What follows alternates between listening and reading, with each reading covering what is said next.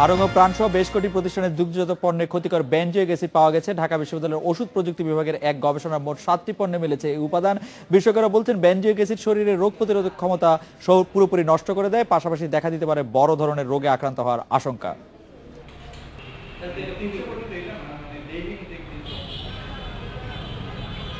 দুধ থেকে তৈরি দই, মাঠা সহ বাজারে মিলছে নানা ধরনের মিল্ক শেক। মোড়কে এসব পণ্যের মেয়াদ 6 মাস দেয়া থাকলেও তা নিয়ে জনমনে রয়েছে প্রশ্ন।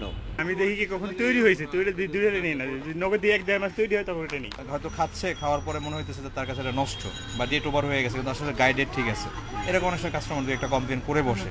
দুধজাত 40টি পণ্যের ওপর গবেষণা করেছে ঢাকা বিশ্ববিদ্যালয়ের ওষুধ প্রযুক্তি বিভাগ। এসব পণ্যে ফরমালডিহাইড, মিথাইল প্রোপাইল ও বুটাইল প্যারাবেন সহ ক্ষতিকর বেনজোয়িক অ্যাসিড আছে কিনা যাচাই করতে কাজ চলেছে প্রায় 1 বছর।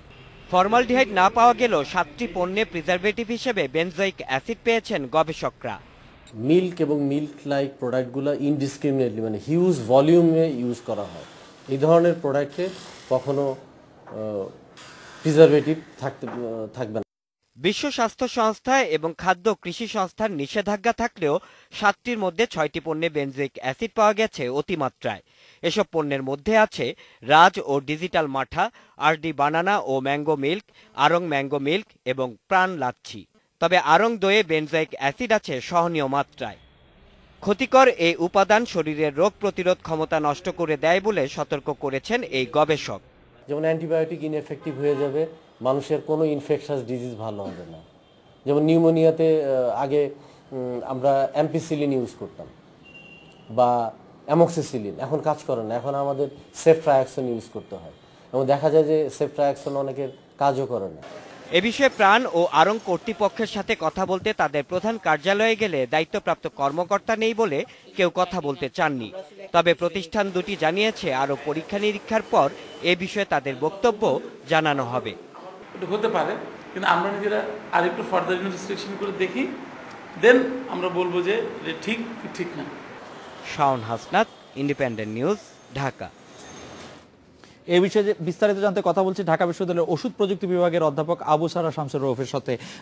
অধ্যাপক আবু সারা শামসুর রৌফ, আপনার কাছে আমরা জানতে চাইবো যে আপনি দেখেছেন যে আমাদের প্রতিবেদনে এই বিষয়টি বেরিয়ে আসছে, আপনাদেরই একটি গবেষণা থেকে বেরিয়ে আসছে যে দুগ্ধজাত পণ্যে ক্ষতিকর উপাদান মেশানো আছে। তো যখন দুগ্ধজাত পণ্যগুলি বাজারে ছাড় পায় তখন সেটি কিভাবে এই ছাড় পায় বা পেতে পারে, তখন কেন এই বিষয়টি পরীক্ষা করা হয় না? অধ্যাপক রৌফ।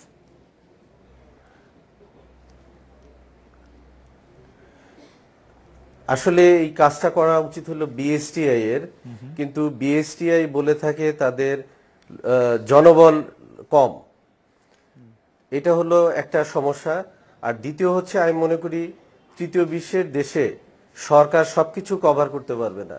এক্ষেত্রে প্রত্যেকটা বেসরকারি কোম্পানিকে নিজের দায়িত্বে এটা করতে হবে, কারণ আমি পণ্য বিক্রি করব এটা আমার নিজ দায়িত্বে, কারণ আমি দেশের মানুষের স্বাস্থ্যের জন্য যে কোনো পণ্য বিক্রি করছি, শুধুমাত্র প্রফিট টেকিং এর জন্য না। আমি মনে করি সংশ্লিষ্ট কোম্পানিগুলো এর জন্য এই দায়িত্ব বহন করবে। আপনার কাছে আপনারা যখন এটি পরীক্ষা করে দেখালেন যে এই সব উপাদানের ক্ষেত্রে ক্ষতিকর উপাদান আছে, এইসব বাজারে আপনার লাচ্ছির কথা বলছিলেন বা অন্যান্য যে ড্রিঙ্কের কথা বলছিলেন, ম্যাঙ্গো ড্রিঙ্ক, সেগুলির মধ্যে এই উপাদান আছে, এরপরে এর কি ব্যবস্থা সাধারণত হয়ে থাকে? আপনারা এর আগেও আপনারা বিভিন্ন বাজার পণ্যে বিভিন্ন ক্ষতিকর উপাদান কথা বলেছিলেন, কি হয় তারপরে?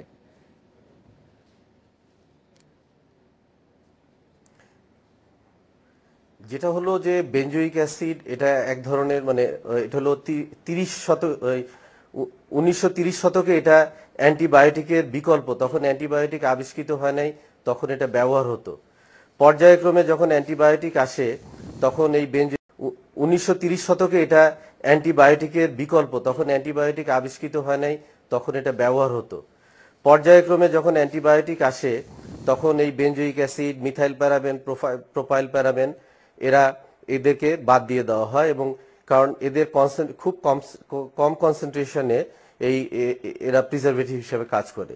কিন্তু আমরা যে ফুড জাতীয় যেসব খাবার খাই, এই বেনজোয়িক অ্যাসিড এরা যদি বেশি মাত্রায় থাকে তাহলে যেটা হবে, বা বেশি মাত্রায় থাকলে যেটা হয় যে অ্যান্টিবায়োটিক রেজিস্ট্যান্স ডেভেলপ করে এবং নতুন ধরনের মানে মিউট্যান্ট মাইক্রো অর্গানিজম গ্রো করে, যার ফলে আপনি দেখবেন স্যার এখন বাংলাদেশে স্যার আপনি এই বিষয়টি ডাক্তারদের সঙ্গে কথা স্যার বলে আপনি এই বিষয়টি এর আগেও বলেছেন স্যার, আমি জানতে চাচ্ছি আপনারা যখন চিহ্নিত করলেন যে এর মধ্যে ক্ষতিকর বেনজোইক অ্যাসিড আছে, তারপরে কি হয়? ওই পণ্যগুলি বাজারে থেকে যায়, ওই পণ্যগুলি সম্পর্কে সরকার কোনো তদন্ত কমিটি করে বা সেই পণ্যগুলি উইথড্র হয়, কি হয় সাধারণত? এর আগেও আপনারা বিভিন্ন পণ্যের মধ্যে ক্ষতিকর উপাদান দেখিয়েছিলেন। আসলে এগুলো কিছুই হয় না, এগুলো কিছুই হয় না, এগুলো এইভাবেই থাকে।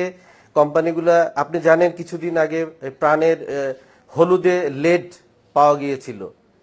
আপনাকে যে প্রাণ কি সেই লেড থাকা হলুদ কি মার্কেট থেকে উঠিয়ে নিয়েছে? অবশ্যই না।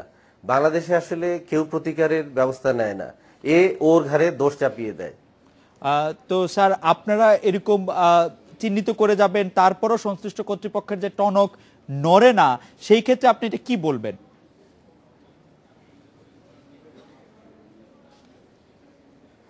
আমি মনে করি জনগণকে সচেতন হতে হবে। আপনারা মিডিয়ার মানুষ, আপনারা বিভিন্নভাবে আপনারাও হেল্প করতে পারেন যে শিশু খাদ্যে কখনো মানে প্রিজারভেটিভ থাকবে না, এটা একদম নিষিদ্ধ।